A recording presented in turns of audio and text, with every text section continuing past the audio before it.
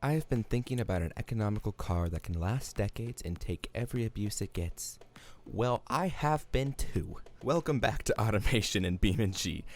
Today we're making a KEI CAR.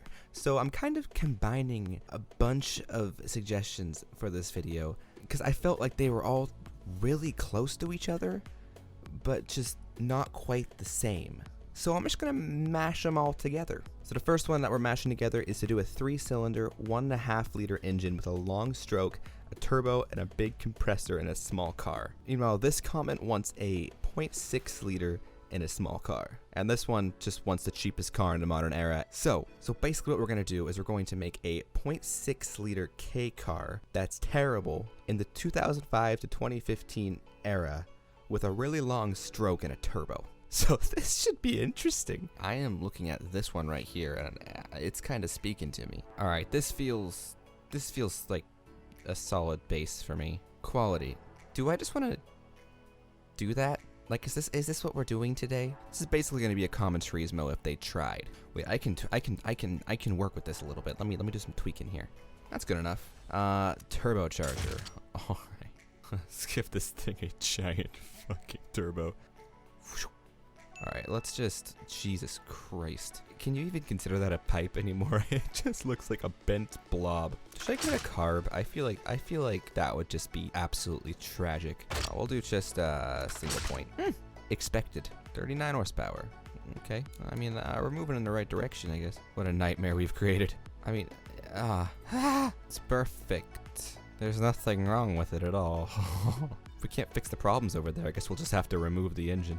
Good old-fashioned problem solving. Okay, we're gonna make those a little better. Ooh, oof. I saw 68 horsepower. All right, I think this is about the peak performance we're going to achieve. It sounds like a wave. Like it just, if you close your eyes, it just kind of sounds like you're on the beach, you know? I can just imagine myself looking over the waves, you know? Just relaxing. Breathing deeply the sand. I don't know why I'd breathe the sand, but apparently that's what I do on the beach. Anyway, let's just test this.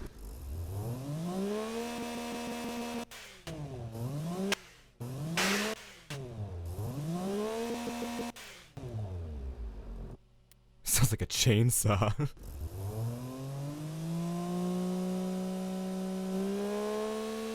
Timber.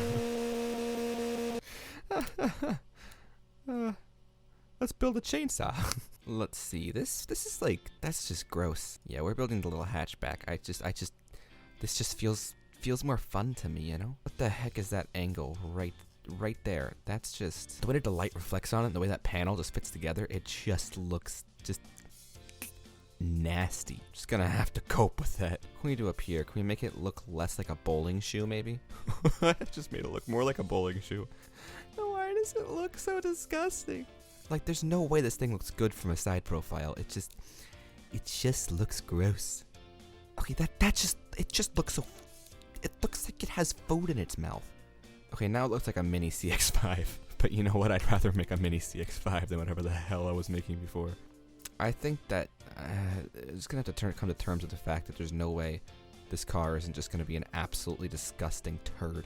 What in God's name have I made?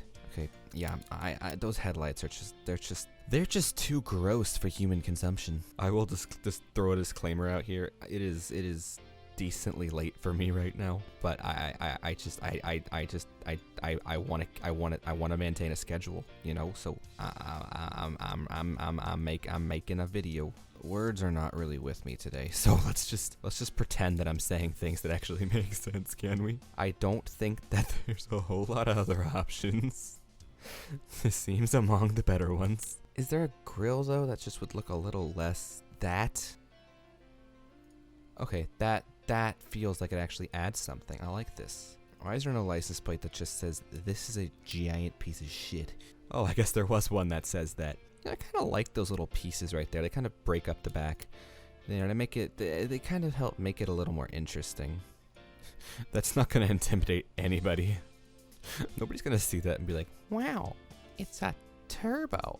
I feel like this is the kind of car that would just have some really stupid sport lettering down here in the corner. It's a sports car. Okay, standard, basic CD, low quality. Okay. This is like the one level above the bottom of the barrel. Bottom of the barrel being a Mitsubishi Mirage.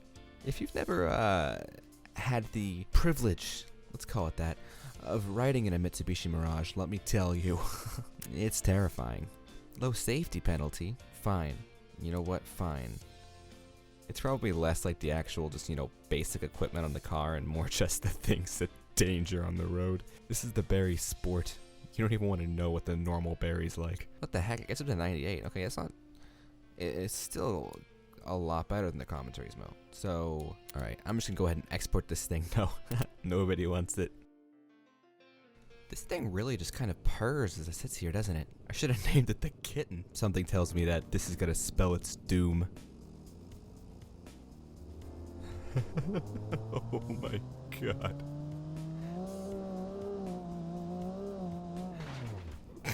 Flawless.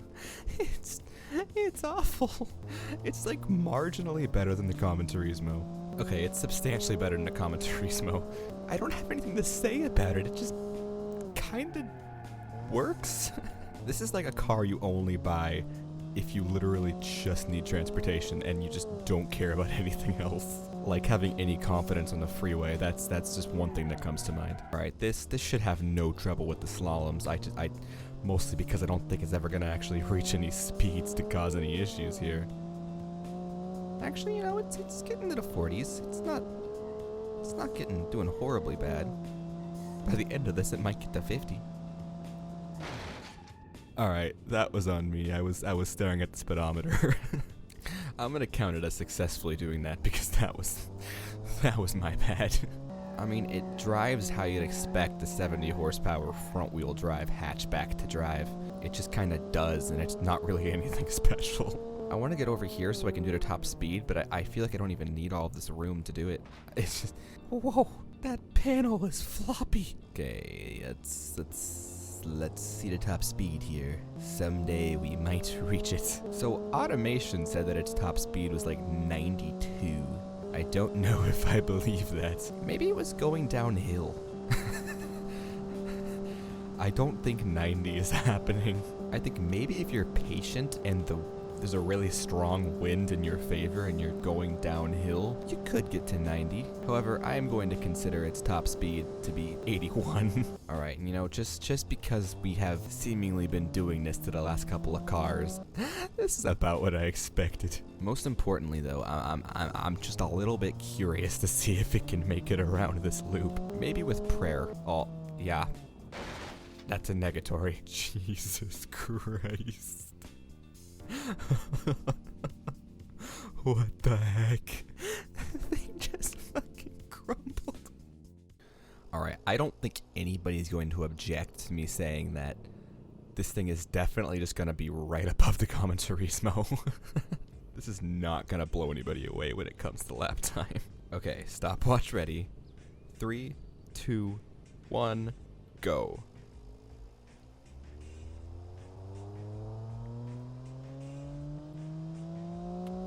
Wow, this is slow.